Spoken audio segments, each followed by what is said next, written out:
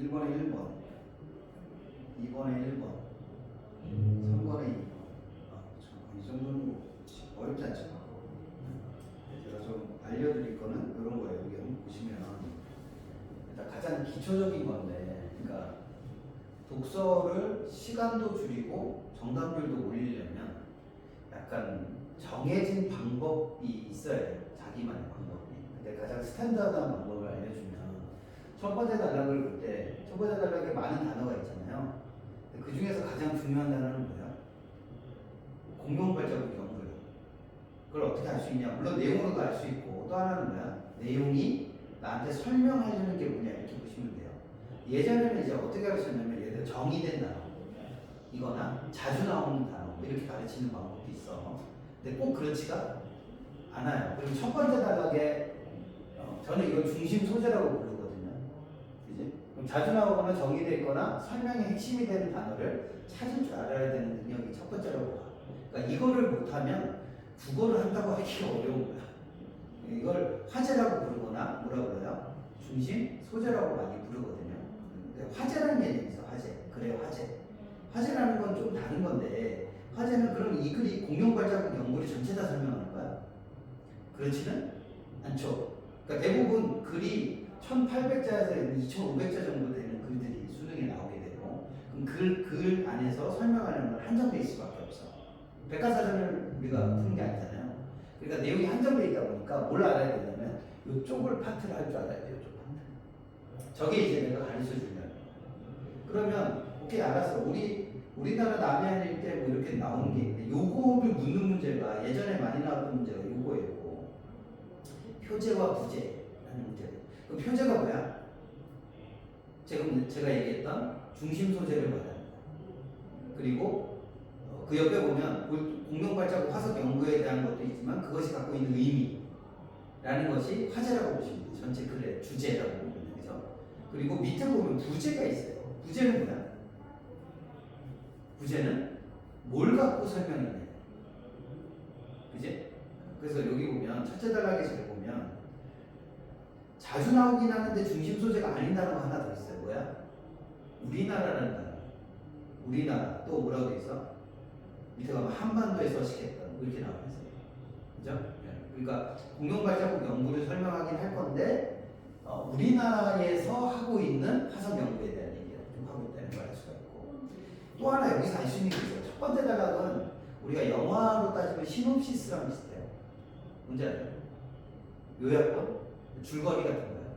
근데 여기서 뭘 발견할 수 있냐면 또 하나 뭘 알 수 있어? 보통 시놉시스에 보면 주인공이 뭔지 알 수 있고 전체 스토리를 알 수 있고 또 하나 알 수 있는 게 뭐니? 글의 흐름을 알 수 있어요. 전체적인 그게 흐름을. 그죠? 그걸 볼 수 있는 게 요거예요. 여기 저기 보면 이런 거 볼 줄 알아야 돼요. 자, 공룡들의 특성을 밝히는 뭐래요? 실마리를 제공하는데 공룡 발자국 연구에서 세 가지를 한다고 해서 발자국에 뭐래요? 형태, 두 번째가 길이와 폭, 세 번째가 보폭거리라고 되어 있는 거야.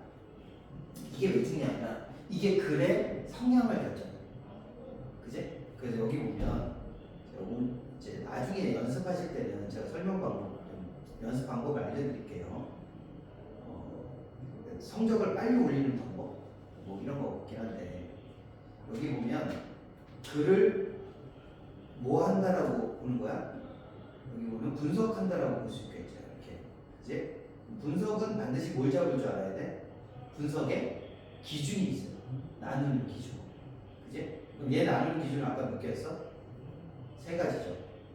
그죠? 그게 어디에 반영되냐면 여기 밑에 보면 여기에 반영돼요. 첫 번째, 두 번째 단락에서 무슨 내용 다뤄? 공룡 발자국의 형태에 대해서 다루게 돼요. 여기. 그죠? 그 다음 단락은 뭘 다뤄?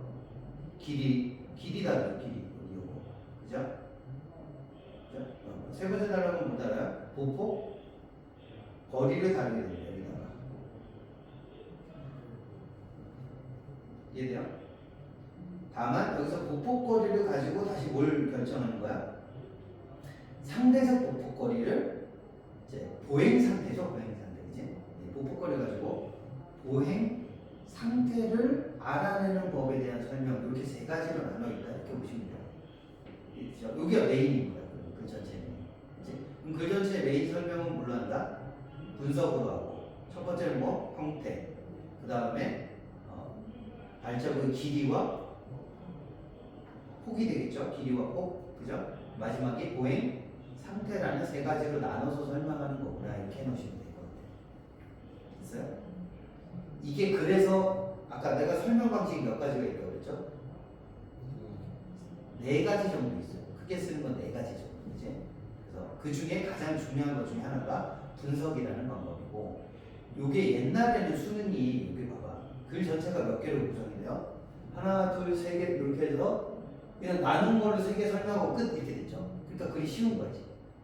근데 수능은 요새 수능은 예를 들어 설명 방식이 여러 개가 복합적으로 써요. 이해돼요? 그러니까 이거 하다가 저거 하다가 할 수 있어요. 약간 멀티플이 돼야 돼요. 그래서 그러면 이거를 배우는 게 의미가 없는 거 아니냐 이럴 수도 있는데 이게 되게 중요한 거예요. 왜냐하면 기초가 안 됐는데 그 다음 단계를 가는 건 되게 위험할 수도 있거든요. 잘못하면. 무슨 말인지 되죠? 그래서 이미 할 수는 있을 텐데 이걸 연습하는 이유를 좀 알고 계시면 좋겠다 내 생각은. 누가 가르쳐주는지 안 가르쳐주는지 모르겠으니까 그냥 나는 일단 설명을 좀 해두고 잘하는지 못하는지는 일단 테스트도 좀 이제 과제가 테스트가 될 거예요. 그래서 분석을 잘하는지를 좀 보셔야 돼요. 근데 일단 설명을 드릴게요.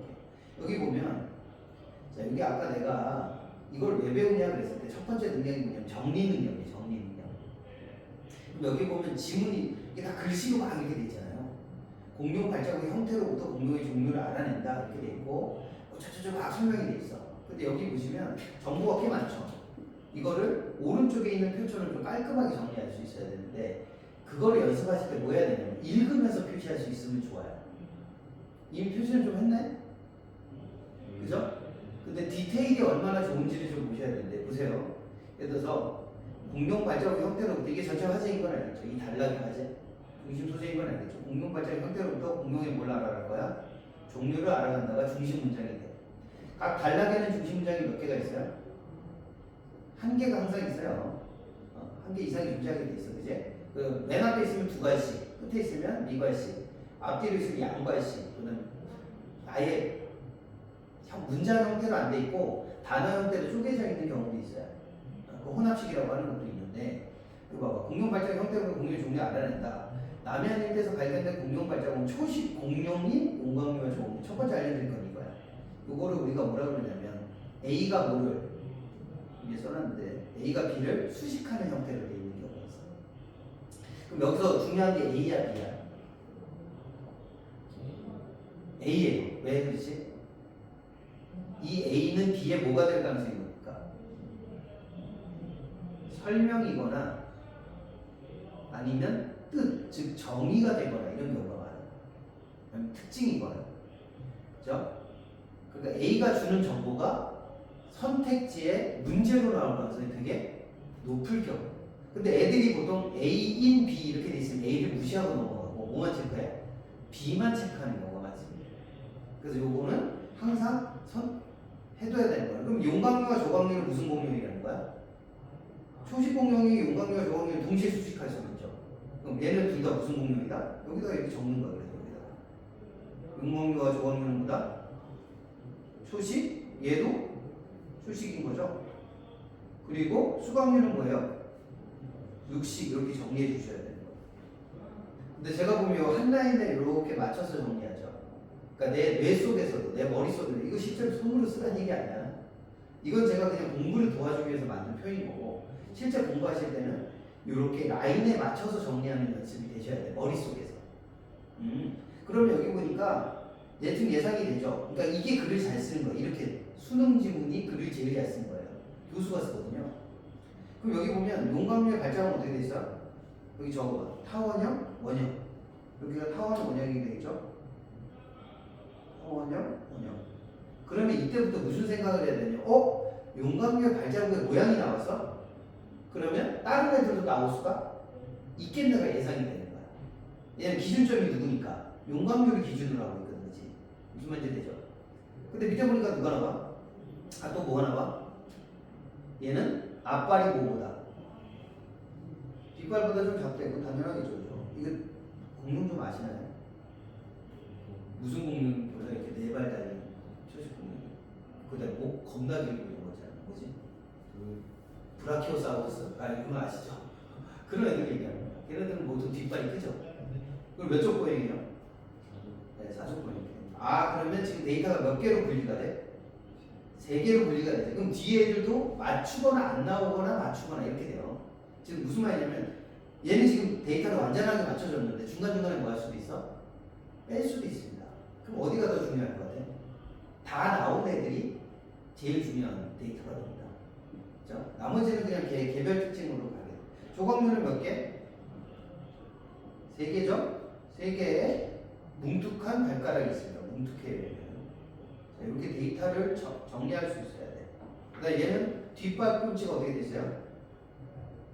완만한 곡선을 이루고 있죠? 그 다음 얘는 몇 쪽 보행하니?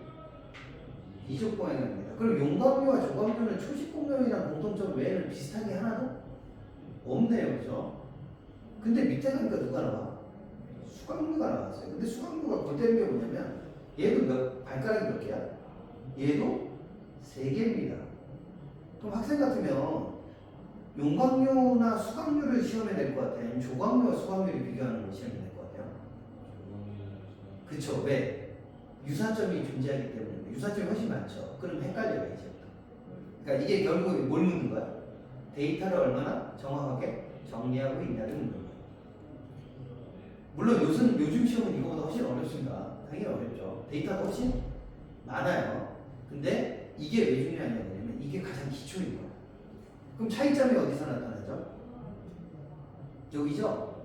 날카로운 뭘 갖고 있어? 발톱입니다. 그러니까 여기는 뭉툭하잖아요. 그렇죠? 여기 뭉툭한데 얘는 뭐래? 날카롭대. 이렇게 시험에 될 가능성이 높다라는 걸 볼 수가 있어요. 이게 구조가 단순할수록 잘 보이거든. 그래서 이것도 보실 수 있으면 좋고. 그 다음에 여기도 다르죠. 얘는 완만한 곡선인데 얘는 어떻게 돼 있어요? 좁고 뾰족하게 생겼대요. 여기도 시험에 낼 가능성이 높은 거죠. 둘 중에 이걸 냈죠 지금. 자, 그 다음 얘도 몇 쪽 보행이냐? 2쪽 보행입니다. 아 그럼 공통점이네. 근데 발자국이 어떻다고요? 폭보다 더 길다라는 게 발자국의 길이가 폭보다 더 길다. 굳이 여기 봐봐. 앞에 보면 자 여기 보세요. 발자국의 길이가 폭보다 길다. 여기에 왜 중요하냐면 앞에 있어 없어? 앞면이 없었어요. 얘도 봐봐. 얘도 없었죠. 얘도 없고 얘도 없는데 얘만 줬어. 뭐 하겠다는 뜻이겠어요? 문제에 내겠다는 거예요. 선택지를 뭘로 구성하는지 볼 수 있죠. 이해되시나요? 이걸 구조적 독해라고 해요. 이 구조를 봄으로써 대충 문제를 구할 수 있게 된다. 예상할 수 있게 된다. 이게 얼마나 파워풀하냐면 어떤 학생이 제가 1화를 잠깐 들려드리면 요즘 왜 이렇게 문제가 생겼지? 지워도 안 지워지는 문제. 자 이게 왜 중요하냐면 어떤 여학생이 시험을 봤는데 그 여학생이 원래 다 1등급이 나왔던 애예요. 근데 국어만 3위 든 거야. 근데 국어를 평소에 1등급 맞던 애가 3위 든 거야. 그럼 보통 다 1등은 어디 가려고 그러지? 서울대 의대가죠.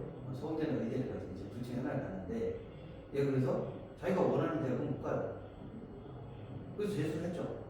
재수를 할 때 이 학생이 자기가 그동안 머리로 풀었다고 생각을 해서 기초를 잘 가르쳐 줄 수 있는 선생님 찾는 거 정말 똑똑한 학생이에요. 자기 문제를 알았으니까. 그러니까 자기가 기초가 흔들린 거야. 그래서 찾아가서 이런 것부터 배웠어요. 기초적인 거. 글을 읽는 가장 기초적인 것부터 다시 했어요. 그 다음에 바로 만점 나왔어요. 근데 그 학생이 뭐라고 얘기했냐면 원래 공부 잘하는 애야. 원래 1등 나오던 애니까 만점이 나왔었는데 근데 그의 시험이 굉장히 어려웠어요. 그러니까 전국에서 탑으로 잘 본 거야. 이유가 뭐냐? 이게 자기가 기초부터 다시 해서 보니까 뭘 알게 됐냐 그랬더니 글을 읽는데 문제가 어디서 나올지 알겠더래. 그러니까 그게 되게 중요한 것 같아. 제가 기초가 잘 된 자와 안 된 사람의 차이는 뭐냐면 글을 읽을 때 이미 예측이 되냐 안 되냐의 차이가 있어요. 그러니까 극단으로 가면 그렇게 돼요. 그러니까 국어를 잘하게 되면 문제가 어디서 나올지도 보이게 된다는 게 근데 그거는 어디서 오냐? 저는 오히려 엄청난 머리가 좋거나 이런 게 아니라 가장 기초 훈련이 잘 된 사람이라고 이해되죠? 그러니까 그 선배들이 다 증명하고 있는 거예요, 그런 측면에서. 근데 우리는 생각하기에 뭐 고난도 문제집을 잘 풀어야 시험을 잘 볼 거잖아요. 그렇지 않습니다. 수능의 가장 기초적인 형태들을 잘 이해하고 있는 사람이 잘 봐요, 원래 시험. 그러니까 아까 내가 아까 예를 들어줬잖아요. 2달만 해도 9등급씩 오를 수 있다. 이런 것들이 그런 부분에서 본인만 좀 잘 되면 된다. 이렇게 보시면 돼요. 그죠? 자, 그리고 밑에 내려오면 어려운 거 없죠? 여기 같은 경우는 이게 뭐냐면 H가 뭐예요? H는 4FL이라고 되어 있을 겁니다. 그죠? 4FL. 그죠? 몇 쪽 보행? 아니요, 2쪽. 그죠? 아니구나. 4쪽 보행이 공유구나. 이건 4쪽 보행은 그렇겠지. 오케이. 4쪽 보행의 경우는 일반적으로 뒷발자국의 길이를 기준으로 한다. 그죠? 이건 시험 문제 안 냈죠. 그죠? 낼 수도 있고 안 낼 수도 있고. 그죠? 근데 4FL이 중요해요. 왜냐하면 뒤에 넘어가면 어디에 나와 있어? 여기 있죠? 여기 보이시나요? 여기 있는 정보가 지금 H를 구해가지고 뭐 하라는 문제가 나오는 거야? H를 구해서 보행 상대적 보폭거리를 구하라는 거예요. 이 문제가 나올 거예요. 이해되시나요? 그래서 여기 빈칸에 들어간 단어가 뭐니? H죠. H로 몰라는 거야? 상대적 보폭거리. 보폭거리를 나누는 거죠. 보폭거리. 그치? 보폭거리 SL이라고 그러죠. 그러면 이게 2.0 미만이면 무슨 상태? 보통 2.0에서 2.9면 빠른 거리, 2.9 초과하면 달렸다라고 정보를 주고 계산하는 문제가 나올 수도 있겠다. 되셨나요? 그래서 여기 보통 여기는 빠른 거리 2.0 미만이면 보통 그죠? 여기 빠른 거리 그 다음에 2.9 초과하면 달림이 됐을 거다. 그리고 그 외에 뭐 뒤에 정보는 그렇게 중요하지 않습니다. 그죠? 당시 뭘 할 수 있어요? 기후나 환경을 추정할 수 있겠다. 그죠?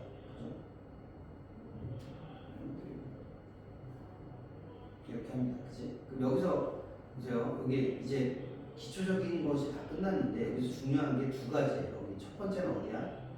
여기 표를 이렇게 정리할 수 있는 능력이 되느냐, 이게 되게 중요해요. 여기 표. 가장 중요한 게 이거예요. 이게 분석 정리의 가장 스탠다드형이라고 보시면 될 것 같아요. 또 하나 중요한 건 뭐예요? 여기 지금 4FL이라는 정보를 주고 뒤에 가서 얘랑 연결하는 방법. 이거는 수능에서 가장 많이 쓰는 방법 중에 하나예요. 이해되시죠? 물론 분석이 제일 많이 씁니다. 그 분석은 완전 기초입니다. 그 다음에 시험 문제 조금만 좀 어렵게 내고 싶어? 그럼 앞뒤를 뭐해? 연결하는 능력, 이런 것들을 물어본다. 이렇게 보시면 될 것 같아요. 되셨나요?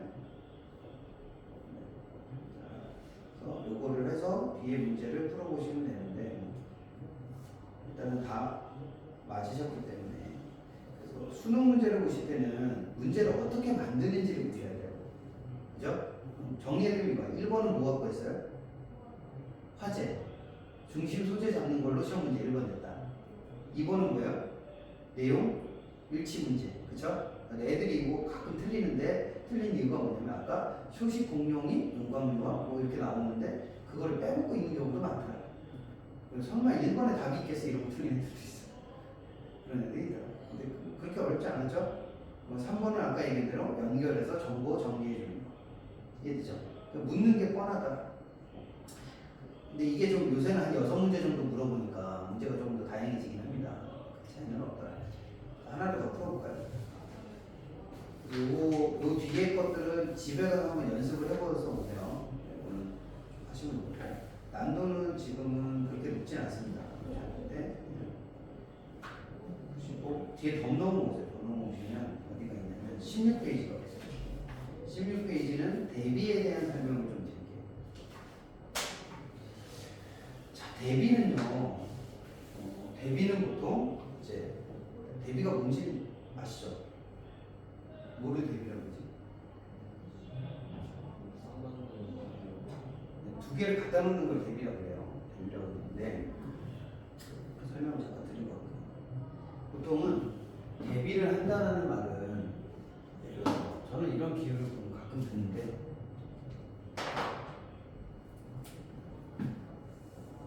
여기 사람이 둘이 있습니다. 이렇게. 여기 있는 건 저고요. 이쪽에다가 잘생긴 애가 누구지? 저기 얼굴 천재? 이름 뭐지? 차은우?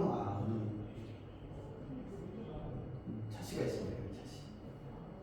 자, 둘을 이렇게 옆에다 세워놓는 걸 뭐라 그래? 이걸 대비라고 합니다. 그죠? 대비는 대조하고 좀 달라요. 대비는 옆에다가 맞세워놓는 걸 대비라고 해요. 맞세우다 이게 대비야. 자, 대비하게 되면 뭐가 생기지? 공차가 생깁니다. 공차가 생겨요. 자, 황생과 차은우의 공통점은 뭘까? 남자 사람? 다 있습니다. 옛날에 어떤 학생이 나보고 야 나랑 차은우의 공통점이 뭐야? 그랬더니 존재한다 그랬어. 존재한다. 여기 공통점을 기억하셔야 돼요. 그럼 남자 사람이라는 건 어디서 나왔을까요? 상위 개념에서 나와요. 얘네 둘을 묶었을 때. 얘네요. 그걸 상위어라고 그래. 예를 들어서 이리, 늑대, 호랑이 이렇게 묶으면 뭐가 되지? 육식동물이나 그죠?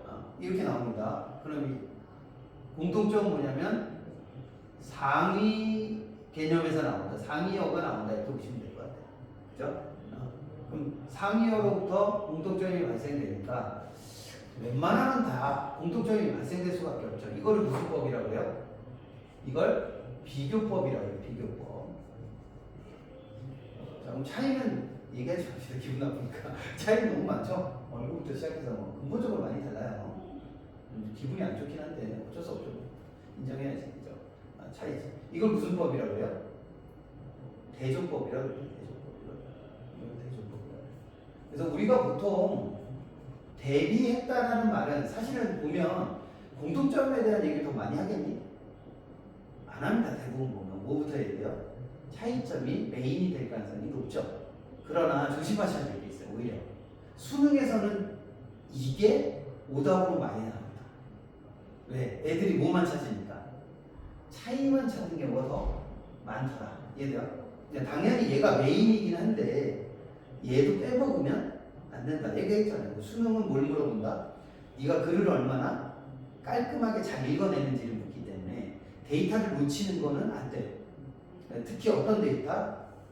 공통점 데이터를 놓치지 않는 게 되게 중요하다 이렇게 보입니다. 이해되죠? 당연히 근데 차이는 잘 정리할 수 있어야겠죠. 그죠? 그럼 글의 의도는 공통점이 있을까? 차이점이 있을까? 네, 차이점에는 글의 전체적인 의도가 되는데 얘가 메인인 건 맞아. 얘도 챙겨라. 이게 핵심. 이해되셨나요? 영문 그리고 상이어다. 거기도 한번 풀어볼까요? 여기서 한 5분